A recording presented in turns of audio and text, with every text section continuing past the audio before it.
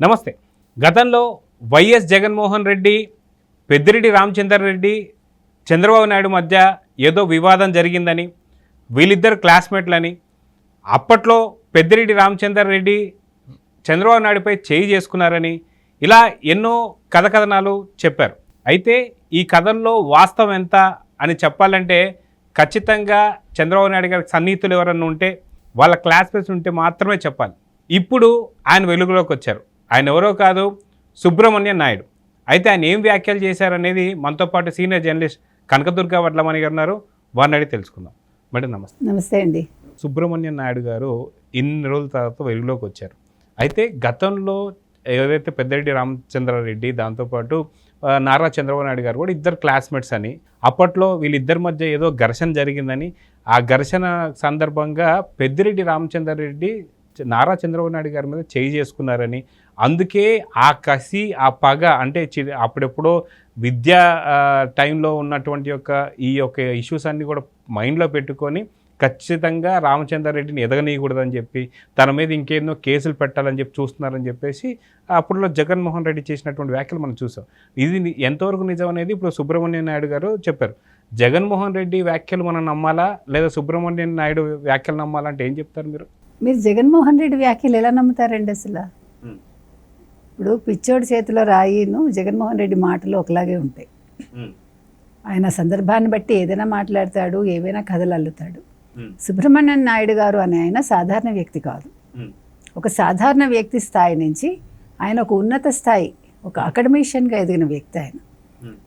Professor doctor Subrahmanya Naidu. ఆయన పాండిచేరి యూనివర్సిటీకి వీసీగా పనిచేశారు, వైస్ ఛాన్సలర్గా పనిచేసి రిటైర్ అయ్యారు. ఆయన చంద్రబాబు నాయుడు గారితో పాటు చదువుకున్నారు. చంద్రబాబు నాయుడు గారు పెద్దిరెడ్డి క్లాస్మేట్స్ అని కదా జగన్మోహన్ రెడ్డి చెప్పారు. కాదు, చంద్రబాబు నాయుడు గారు 1972లో చేశారు. అప్పటికి వీళ్ళు 2 ఏళ్ళు జూనియర్స్. చంద్రబాబు నాయుడు గారికి జూనియర్స్ ఎవరంటే సుబ్రహ్మణ్యం నాయుడు గారు అండ్ పెద్దిరెడ్డి. అది ఇవాళ సుబ్రహ్మణ్యం నాయుడు గారే ఒక వీడియోలో క్లియర్ కట్గా చెప్పారు. 12 నిమిషాల 50 సెకండ్లు ఒక వీడియో చేసి ఆయన రాజకీయ నాయకుడు కాదు. కాకపోతే ఏంటంటే ఇవాళ నేను చంద్రబాబు నాయుడు గారి మీద జగన్మోహన్ రెడ్డి చేసిన విమర్శ చూశాక నాకు వచ్చి మాట్లాడాలి అనిపించింది. బికాజ్ అది తప్పు కాబట్టి, అది అబద్ధం కాబట్టి. వాస్తవాలేంటో నాకు తెలుసు. నేను చంద్రబాబు నాయుడు గారికి మిత్రుడిని, పెద్దిరెడ్డి కాదు. నాకు పెద్దిరెడ్డికే ఎప్పుడూ కూడా పోటీ ఉండేది అని సుబ్రహ్మణ్యం నాయుడు గారు ఒక వీడియోలో తెలియజేయటం జరిగింది. ఆయన ప్రత్యేకంగా తిరుపతి వెళ్ళి, వీళ్ళు చదువుకున్న యూనివర్సిటీలో ఆయన ఎక్కడ చదువుకున్నారు, హ్యుమానిటీస్ డిపార్ట్మెంట్ ఏంటి, హ్యుమానిటీస్ డిపార్ట్మెంట్ కింద ఎకనామిక్స్, సోషియాలజీ, ఆంథ్రోపాలజీ డిపార్ట్మెంట్స్ అన్ని ఎక్కడెక్కడ ఉన్నాయి. చంద్రబాబు నాయుడు గారు ఎకనామిక్స్ కదా, ఆయన ఏం చదువుకున్నారు, ఆయన యాక్చువల్గా దేని మీద రీసెర్చ్ చేశారు, ఇవన్నీ కూడా ఆయన వాస్తవాలు వివరించారు. ఆ రోజుల్లోనే చంద్రబాబు నాయుడు గారు ఎన్జీ రంగాకి సంబంధించిన, అంటే ఎకానమీకి సంబంధించి ఎన్జీ రంగా గారు చెప్పిన దాని మీద రీసెర్చ్ చేశారు ఆయన. అంటే ఎకానమీ మీద ఆయనకు అంత పట్టు, అంత శ్రద్ధ ఉన్నాయి. ఈరోజు ఆయన ఒక సీఈఓనే కాదు, ఒక ఎకానమిస్ట్ కూడా ఆయన. అంటే రాష్ట్రానికి నిధులు తేవడం ఎలాగా, అభివృద్ధి చేయటం ఎలాగా, ఇవన్నీ కూడా క్షుణ్ణంగా చదువుకున్న వ్యక్తి ఆయన. అది సుబ్రహ్మణ్య నాయుడు గారు చెప్తున్నారు, మీరు నేను కాదు. ఆయనతో పాటు ఉన్న వ్యక్తి, ఆయనకు సన్నిహితంగా మెలిగిన వ్యక్తి. ఆయన చంద్రబాబు నాయుడు గారు ఏ రూమ్లో ఉన్నారు, ఎక్కడ భోజనం చేసేవారు, ఆయన ఎక్కడ రీసెర్చ్ చేశారు, ప్రతి ఒక్కటి చూపించారు ఆయన మనకి. చూపిస్తూ ఈ సందర్భంగా ఆయన చాలా బాధపడ్డారు. పెద్దిరెడ్డి అనేవాడికి చంద్రబాబు నాయుడిని అసలు, అంటే అతనితో సంబంధమే లేదు, అతను ఎందుకు కొడతాడు, అసలు ఇలాంటి అబద్ధాలు ఎందుకు చెప్తున్నాడు జగన్మోహన్ రెడ్డి అని చెప్తూ, నేను ఎప్పటి నుంచో చంద్రబాబుకి నేను సాన్నిహిత్యంగా ఉన్నాను, అప్పటి నుంచేను. అయితే రాజకీయాల్లోకి నేను రాలేదు.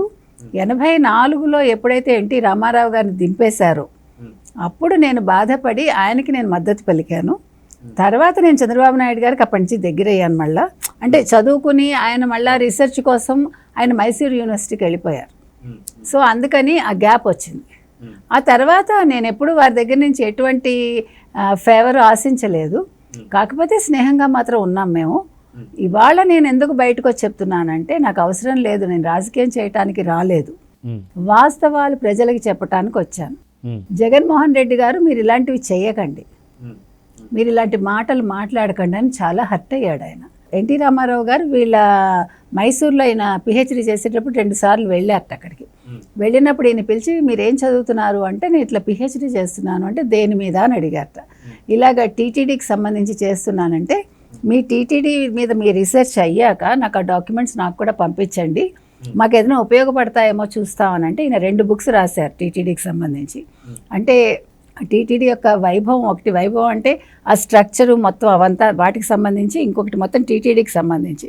అందులో ఆయన ఇచ్చిన ఏమనాలి సలహాలు సూచనలు ఏవైతే ఉన్నాయో, ఫర్ ఎగ్జాంపుల్ ఈరోజు క్యూ కాంప్లెక్స్ కావచ్చు, అట్లా చాలా ఆయన సూచనలు ఇచ్చారు. ఆ సూచనలు ఈరోజు అనుభవిస్తున్నాం మనం. అంటే అది అమలు చేశారు ఎన్టీ రామారావు గారు. వారు ఇచ్చిన 3-4 సూచనలు ఎన్టీ రామారావు గారు క్యూ కాంప్లెక్స్ కావచ్చు, ఇట్లాంటివన్నీ మొత్తం ఒక 4 ఎన్నో ఆయన చెప్తే అది ఈరోజు మనందరం కూడా ఆ ఫలాలు అనుభవిస్తున్నాం. అది చెప్పారు వారు. చెప్తూ ఆయన ఎంత బ్రిలియంట్ స్టూడెంటు, చంద్రబాబు నాయుడుతో మేము పోటీ పడలేము, మేము హీఈస్ వెరీ ఇంటెలిజెంట్, హీఈస్ ఎ జెంటిల్ మ్యాన్ అని చెప్తూ నాకు ఆయనతో నాకేమీ అవసరము లేదు, ఆయన దగ్గర నేను ఫేవరు తీసుకోలేదు, కాకపోతే ఆయన దగ్గరగా చూసిన వ్యక్తిగా ఆయనతో సన్నిహితంగా నేను మెలిగాను, అప్పుడు ఏం జరిగాయి అనేది నాకు తెలుసు.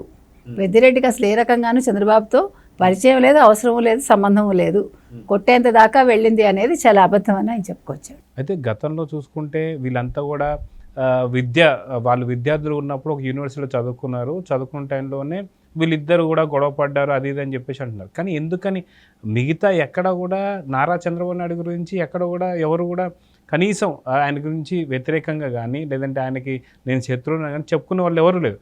ఓన్లీ వైసీపీలో మాత్రమే ఇలా ఉన్నారంటే ఇది కూడా ఒక కుట్ర అనుకోవచ్చా, వ్యూహం అనుకోవచ్చా? మరి అంతే కదండి. ఆయన వీడియో వేసి వినిపిస్తూ జగన్మోహన్ రెడ్డి ఏం మాట్లాడాడో అందులో ఆయన చెప్తున్నాడు. జగన్మోహన్ రెడ్డి అప్పుడు ఏదో కొట్టారట, ఆ కొట్టింది మనసులో పెట్టుకుని పెద్దిరెడ్డి చాలా మంచివాడు, అతను ఎదగనివ్వకుండా చేస్తున్నాడు, అతని పనులన్నింటికి అడ్డుపడుతున్నాడు చంద్రబాబు నాయుడు అంటున్నాడు ఆయన వీడియోలో.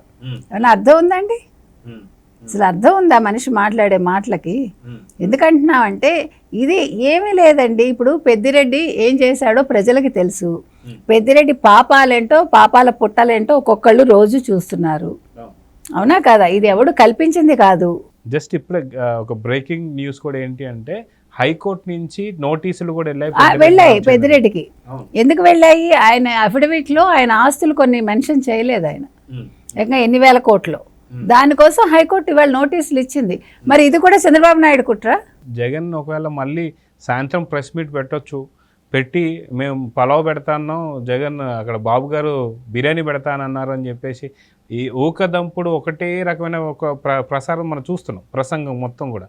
సో మళ్ళీ సాయంత్రం కూడా మళ్ళీ ప్రెస్ మీట్ పెట్టే అవకాశం ఉందంటారా పెద్దిరెడ్డి రామచంద్రారెడ్డి? మీకు ఇంకా సందేహమా? నిన్న ఆయన ఒక ప్రెస్ మీట్ పెట్టారు కదండి, మీకు గుర్తుందా? ఆ ప్రెస్ మీట్ విన్నాక ఇది పాతదనుకున్నారు అందరూ, కన్ఫ్యూజ్ అయ్యారు అందరూ. మనం కూడా కన్ఫ్యూజ్ అయ్యాం. యాజ్ ఎ జర్నలిస్ట్ మనందరం కన్ఫ్యూజ్ అయ్యాం జర్నలిస్టులుగా.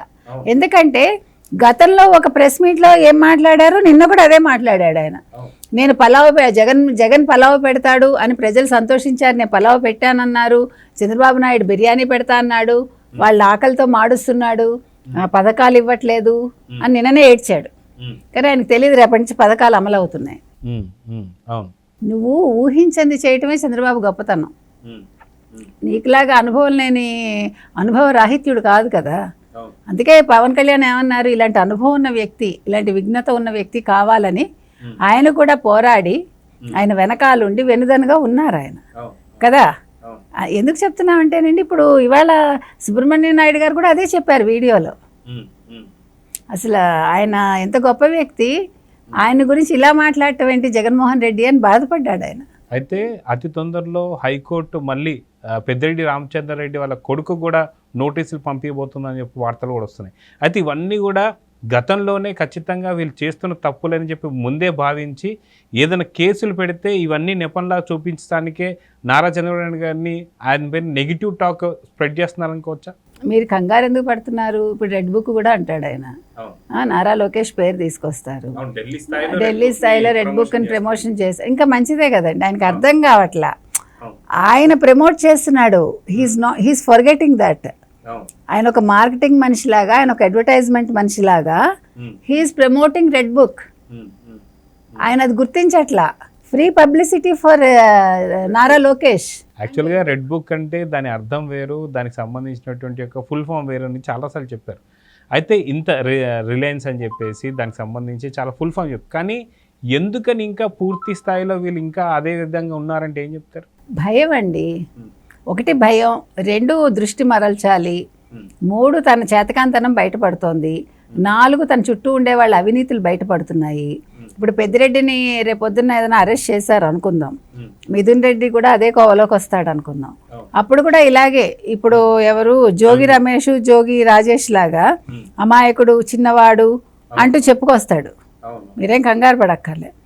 సో అందుకని అసలు ఈయన వ్యూహాలు ఎలా ఉంటాయో మీరు చూస్తున్నారు కదా. ఇవన్నీ పనికిమాలిన వ్యూహాలు. అసలు అవసరం లేదు. కళ్ళు మూసుకుని తెరవమన్నావు, కళ్ళు మూసుకుని తెరుస్తారు. 5 ఏళ్ళు పడుకోవయ్యా బాబు. ఈ గోలంతా ఎందుకు, ఈ ప్రెస్ మీట్లు ఎందుకు, చెప్పిందే చెప్పటం ఎందుకు? అసలు చచ్చిపోతున్నారు వినలేక జనాలు. అసలు పాపం మనందరం కూడా అసలు సన్మానించాల్సింది ఎవరినంటే, ఈయన ప్రెస్ మీట్ పెట్టినప్పుడు వింటున్న వాళ్ళ కార్యకర్తలు కావచ్చు, వాళ్ళ నాయకులు కావచ్చు, వాళ్ళందరినీ సన్మానించాలి. సాక్షి రిపోర్టర్స్ని కూడా సన్మానించాలి. సో చూద్దాం మేడం, మొత్తానికి ఏం జరగబోతుందో. ఇప్పటికే హైకోర్టు నుంచి నోటీసులు అయితే పెద్దిరెడ్డి రామచంద్రారెడ్డి అందుకున్నాడు. దీని మీద కూడా గతంలో ఉన్నటువంటి కక్షలే అని చెప్పేసి మళ్ళీ జగన్ ప్రెస్ మీట్ పెట్టబోతాడు లేదనేది చూద్దాం. మరి నమస్తే.